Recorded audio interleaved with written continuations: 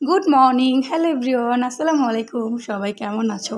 নতুন একটা দিনে আমার নতুন একটা ভিডিওতে আমার নতুন পুরাতন সব বন্ধুদের অনেক অনেক স্বাগতম। আজকে করব আমি বাসি রুটির পরোটা। মানে গতকালকে রুটি বানানো হয়নি, এত এত রুটি রয়েছে, তো সেই রুটিগুলোই হচ্ছে আজকে আমি একটু তেল দিয়ে ভাজবো। এটা হচ্ছে আমাদের গরিবের মধ্যবিত্ত ফ্যামিলিদের বাসি রুটির পরোটা।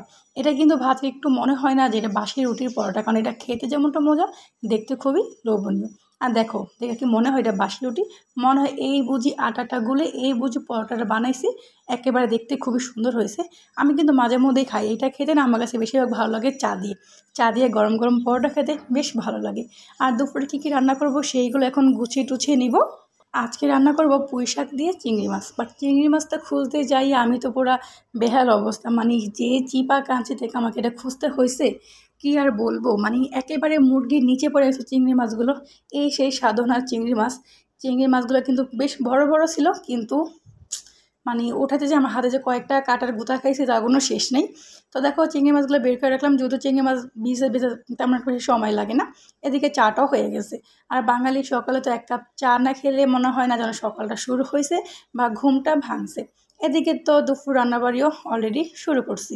তার মাঝে আমি আমার নিচের বেডরুমটা ক্লিন করলাম, কারণ আমার কাছে মনে হয় পুরো ঘরের মধ্যে নিজে তোমার বেডশিটটা বা খাটটা একটু গুছানো থাকে, মনে হয় যেন পুরো ঘরটা ক্লিন করে আসে। আমার কাছে সাজানো গোছানো একটা ঘর খুব ভালো লাগে। সব মেয়েরা কিন্তু চায় তার ছোট্ট এই ঘরটাকে নিজের হাতে চিপা কাঁচি সব জায়গায় সুন্দর করে গুছিয়ে রাখার। আমিও চেষ্টা করি, কিন্তু আমার ছোটো ছোটো ছেলে মেয়ের জ্বালায় সেটা হয় না। সব সময় মানে সকালবেলা ঘুম থেকে উঠি আমি সবার আগে আমার বেডরুমটা গোছানোর চেষ্টা করি, কিন্তু ওই যে আমার মেয়েটা তো ছোটো, সেক্ষেত্রে নষ্ট করে ফেলে। তো যাই হোক, তারপরও চেষ্টা করি আমার ছোট্ট বেডরুমটা সবসময় একটু গুছিয়ে রাখার, একটু পরিপাটি করে রাখার। কারণ প্রত্যেকটা মেয়েরই কিন্তু বিয়ের পর একটা সাজানো গোছানো সংসার, একটা গোছানো ঘর খুব বেশি ভালো লাগে। তো এদিকে আমি দুপুর রান্না করব, তার আগে নিজে বেডরুমটা একটু ক্লিন করে নিলাম। আর মানে ঘর গোছানো দেখতে কিন্তু বেশ ভালো লাগে। এই তো এদিকে আমি তো রান্না করব চিংড়ি মাছ, মানে পুঁই শাক দিয়ে। আর যেহেতু বড় বড় চিংড়ি মাছ, সেই ক্ষেত্রে চিংড়ি মাছটা একটু ছেঁচে নিয়েছি। এতে কি হয়, মানে মিষ্টি কুমড়োর তরকারি বা হচ্ছে লতির তরকারি বা পুঁই শাকের তরকারি একটু মাখা মাখা হয়। আর কয়েকটা বড় বড় চিংড়ি মাছ নিয়েছি, সেইগুলো একটু পেঁয়াজ দিয়ে ভুনা করব, কারণ এবারের ছেলে তো আর এইগুলো খাবে না, মানে তোমাদের ভাইয়া। তো দেখো এদিকে আমি তো পুঁই শাকটা বসাই দিলাম চিংড়ি মাছ দিয়ে, আর পাশের চুলা বসাইলাম চিংড়ি মাছ ভুনা। আর পুঁই শাকে কিন্তু মাঝে মধ্যে একটু শাক সবজি খেতে কিন্তু বেশ ভালো লাগে।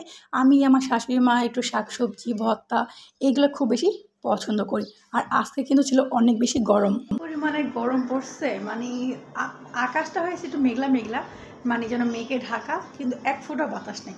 আর দেখো আমার চুলের অবস্থা, যেহেতু এখন নতুন নতুন চুল জাগতেছে, তো মানে চুল উঠতেছে, সেই ক্ষেত্রে একেবারে এখন শিঙের মতন হয়ে থাকে। সকাল থেকে তো এত পরিমাণে রোদ আর গরম, এক নিমিষে কত কিছু হয়ে যায়, তাই না? দেখো ঝুম বৃষ্টি শুরু, যেমন বৃষ্টি তেমনই ঠান্ডা ঠান্ডা বাতাস। এদিকে তো আমি উপরে বৃষ্টি দিয়ে হাত দিয়ে ধরতেছি, আর নিচে আমার ছেলে বৃষ্টির মধ্যে গোসল করতেছে। আর এই তো বলতে বলতে সেই সকাল থেকে দুপুর কীভাবে যে সময়টা পার করলাম বুঝতেই পারলাম না। আমার এই ছোট্ট ব্লগটা তোমাদের কাছে কেমন লাগলো অবশ্যই কিন্তু কমেন্ট করে জানিও। আর দেখো আমার ছেলের অবস্থা, ওকে তো আমি পুরো চিল্লায় চাল্লায় ধমকে টমকে উপরে আনলাম। আর এই কারণে তোমাদের ভাইয়া সবসময় বলে আমার ছেলে মেয়ে নাকি আমার মতন হয়েছে। যখন ওরা কোনো দুষ্টামি করে তখন এই সব দোষ আমার কাঁধে এসেই পড়ে। আজকের মতন এখানেই শেষ, দেখা হচ্ছে পরবর্তী ব্লগে। আল্লাহ হাফেজ।